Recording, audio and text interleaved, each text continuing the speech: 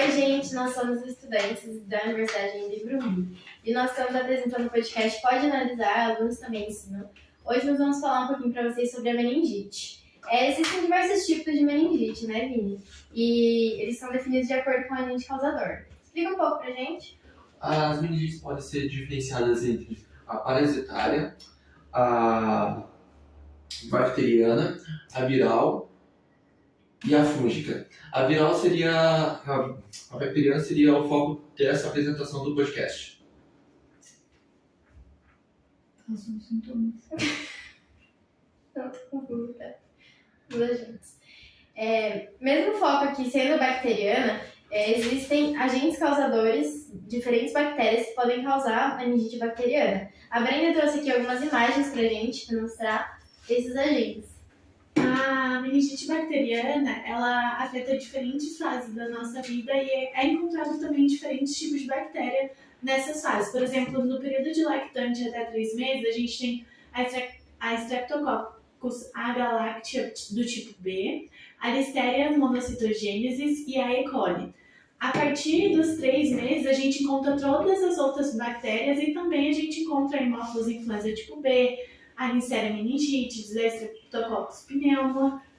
E na fase adulta a gente encontra todos os outros tipos, mais bacilos gram-negativos, enterócitos, Listeria, Haemophilus influenza tipo B. Também a gente tem a meningite viral, que também é importante a gente falar que ela é mais infectada pelos enterovírus, que é de 85 a 90% dos casos são os enterovírus, que são encontrados em qualquer lugar, em superfície, nas frutas, qualquer lugar, mas o único reservatório desses vírus é o homem, é o ser humano. Então, essas duas doenças são doenças que elas são transmitidas de pessoa para pessoa. Bem legal, vocês falaram bastante sobre a bacteriana. Então, eu queria saber se a bacteriana ela tá... Como está sendo aqui no Brasil? Está tendo aumento de diminuição de casos? Como está sendo? Nos últimos 10 anos, a gente teve uma queda, um grande percentual de queda de vacinação, muito causada pela disseminação de fake news. Numa publicação de setembro de 2022, a gente não tinha atingido o nosso percentual ideal, que seria 95%. Até o momento, em setembro, a gente tinha vacinado mais ou menos 52% da população.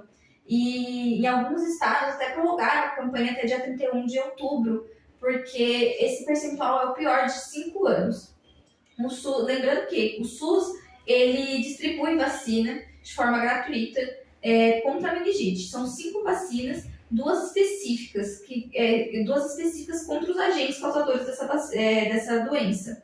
E as 5 vacinas distribuídas pelo SUS são a BCG, que é contra a meningite tuberculosa, a pentavalente, que é contra o agente tipo B, a meningocócica tipo C, pneumocócica tipo 10, e desde 2020 o SUS está liberando a vacina ACWY, que é contra 4 cepas da meningite bacteriana.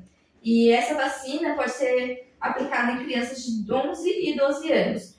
Em 2022 e até 2023, é uma dose reforço, uma dose emergencial para crianças de 12 a 14 anos, tá? E a melhor forma de combater a meningite é através da vacinação.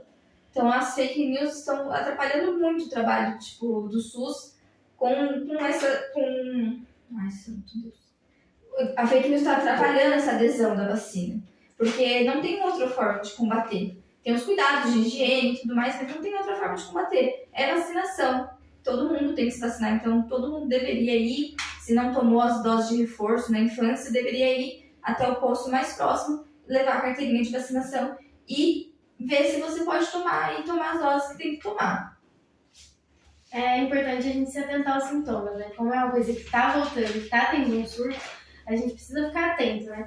E os sintomas eles podem ser mais gerais, dor de cabeça, náusea e vômito, febre, pode ocorrer convulsões, e esses sintomas poderiam identificar qualquer outro tipo de doença. Para a gente ter certeza que é meningite, a gente tem alguns sintomas que são mais específicos, seria rigidez na nuca, dificuldade de encostar o queixo no peito. Nos bebês seria um pouco mais diferente, porque os bebês não sabem se queixar, né? Então eles vão chorar muito, vai ter muita irritabilidade e pode ocorrer o abalamento de fontanela, que é quando o crânio do bebê fica ali um pouquinho maior, né? Devido ao líquido acumulado ali na cavidade do crânio, ou um aumento da pressão arterial ali. Então é preciso a gente ter esse olhar e sempre pensar no caso e levar o médico o mais rápido possível. E estando no médico, a gente tem alguns exames que a gente pode fazer para identificar, né, Brenda? Isso. Como a meningite, ela afeta as meninges, que são o tecido que reveste o sistema nervoso central, a coleta do exame é feita desse tecido, que é o tecido cefalorraquidiano. É um sangue que é raspado das lesões na coluna e ele é mandado para o laboratório, feita uma bacterioscopia, para identificar se é uma bactéria gram positiva ou gram negativa. Depois é feita uma cultura para especificar qual é esse tipo de bactéria e um antibiograma para detectar a resistência dessa bactéria. Também é feita a aglutinação em látex para ver qual é o anticorpo necessário para combater essa bactéria. Também é feito o exame de urina e fezes para detectar a glicose, o nível de proteína no sistema, para identificar se realmente é essa doença ou não. E também existe o exame de Brudzinski ou de Kernig, né? Que a gente tem ali um reflexo motor, né? Então é pegar a cabeça, tentar encostar no peito e ver se tem algum reflexo motor da pessoa, que isso pode ser um indicativo forte de meningite, né? Sim. Legal, você falou muito sobre os sintomas, os exames, tudo. Mas queria saber como seria o tratamento sobre a meningite. Então, o tratamento varia muito entre a viral e a bacteriana.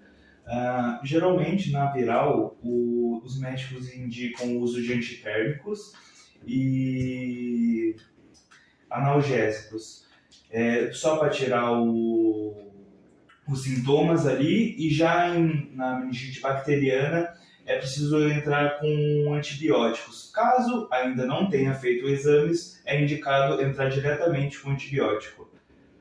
Até descobrir qual que é. Isso, porque não isso. dá, porque os sintomas são muito parecidos, né?